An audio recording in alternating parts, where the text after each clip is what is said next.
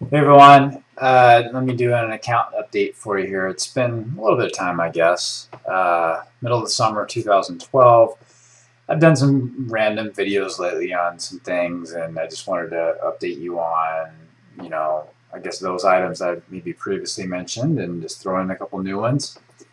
As you know, me and my long-term viewers know me for, knife videos, and some know me for photography videos, whatever. So I'll try to hit on both. A while back, I did a video on my new Canon 40mm STM lens. I have not done a full review of it yet, and I haven't used it enough to feel that I could fairly review it. But some of my initial findings are that it's actually really good for video. You can get pretty close with it. Even with the 5D2 or 5D3, it focuses pretty fast using the autofocus button on the back. It's not full-time autofocus, but if you push the button, it will find focus quickly. So that's pretty good. It is fairly quiet. I'll say that for normal photos, it is dark in the corners. It's a little darker. It's not the same quality as an L lens at all, and I didn't expect that. But I still like the size. I think it's a worthwhile thing to check out if you also want something smaller, etc. I think, again, it's a good video lens. I'll say that because I have the Fuji X100, I find myself, why should I bring the bigger one anyways? Because I have the Fuji X100, so I kind of made that trade-off at one point. Still, so far so good. I'll let you know more about this as I use it. Some of my videos lately, shot with the multiple angles, have been using this lens. Check out the knife video, the multi-angle XM18 knife video. Speaking of the XM18, here it is. Here it's the 3-inch version, and I gave you my initial view on the video here. I can't tell you enough how awesome this thing is. This is not my first Hinder, so I'm not going through that phase, but I really, really like this 3-inch size. Something about just the weight difference between 3 and 3.5 inches, and just the ergonomics of this one. So far, I think I'm really kind of a fanatic for these 3-inch ones now. Not to say that the 3.5 ones are bad at all. I think they're great. I think for daily carry, this one is pretty awesome. So more to follow on that. I have a video done that I just need to process and upload. It's just comparing this knife to other knives that are in its class, size, and just some differences. So pretty cool so far. Been carrying it. I have been using it. It's getting more and more smooth. And going on and on about this, the retention, very, very good on this one. So I think they fixed that in the Gen 4s or whatever. This one's not going to come out at all. So there's that. I've been using a new, so onto the photography stuff, back to it rather, a new Canon 600EX-RT Speedlight. It's a flash unit. It's the flagship flash for Canon right now. And very nice. I am impressed with it. It has a lot of functions. I've been through the manual once. I'm still learning some more of the more complex ones that I probably won't ever use. But the build quality on this thing is very good. And I'll do another video on this one. Build quality is good. This sealing, the connection to the actual camera is way better than the old ones. Weather sealed, and it just connects easier and better. None of that twisting, rotating dial thing anymore where you're not sure which direction you're going and whether it's on or not. The recycle time on this thing has been very good. I've tested it out with the optical connections, so to power other Canon flashes, and that works great. It also has radio transmitters on here as well, which I have not used at all. So far so good. So I got something coming up on this item.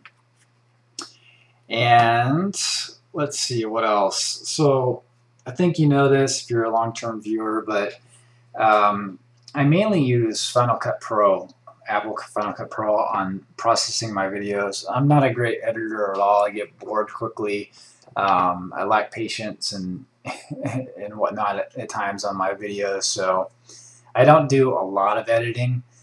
But I'll say that you know, there's a lot of stink about Final Cut Pro 10 out there, and I consider myself a prosumer. You know, I have I guess nice gear. I'm not necessarily making a ton of money off the gear. It's not my full-time job processing video or whatnot.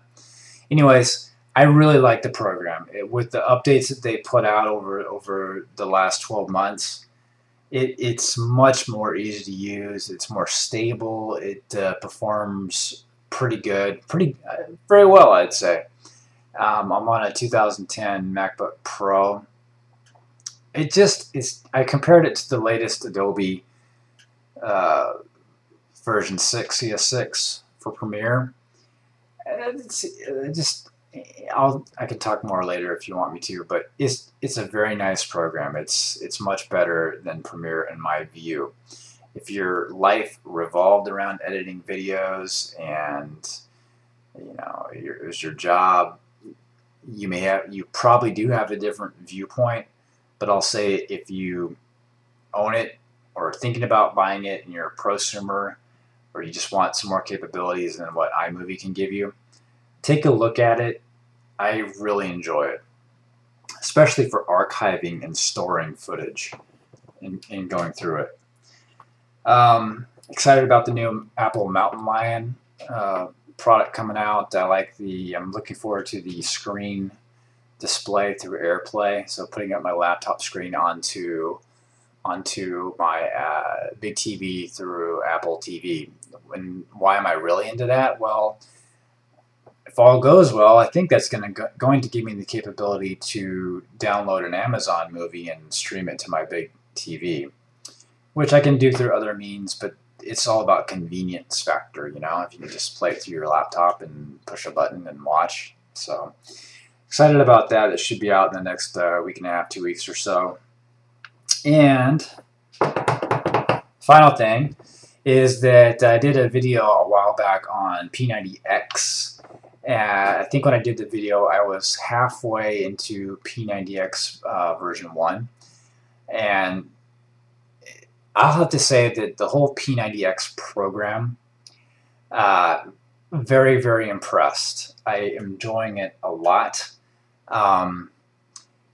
You know, it is anything you do, any exercise you do for an hour a day or more, 6 days a week, you're going to benefit from it. But this program, the way it's scripted and laid out for you when you do certain things and kind of what you should eat and all those things, I think it's a very good thing to try. If you're wanting, for me, I was just looking to do something different, you know, change the routine. I still exercised, but I felt I could probably do a little more, and I wanted something different. I was bored going to the gym, bored going for a run.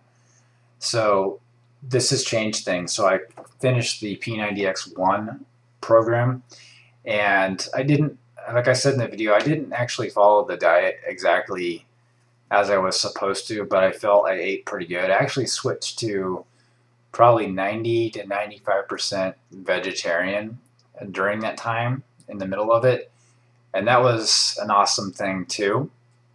It sounds weird. I still eat fish. I still eat meat. I don't really eat a lot of red meat at all, but when I go out in a restaurant, which is very rare, I'll occasionally have those things. So it's not cut out completely, but literally 90% to 95% gone from meat products. And I definitely have noticed a difference health-wise in just in doing that. So if you want to hear more about that, let me know.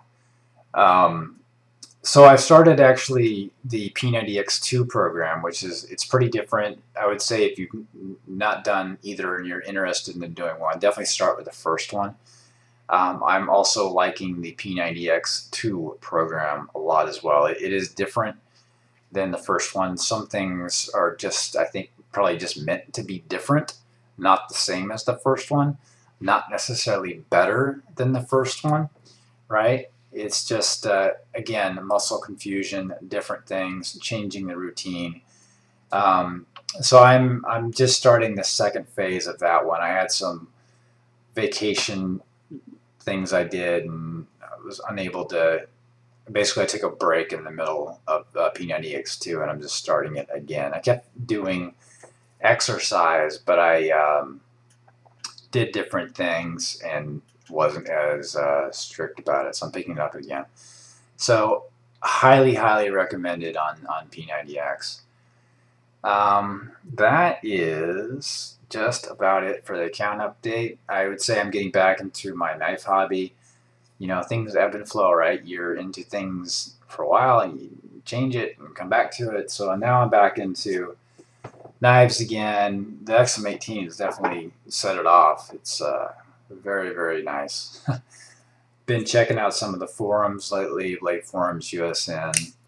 Cool stuff. Chris Reeves 25 knife out there. I've seen some pictures or a prototype of it. Pretty cool. Like the concept. Don't know if I'm sold on the scale and the finger placement just yet. Want to see some more pics. So any questions?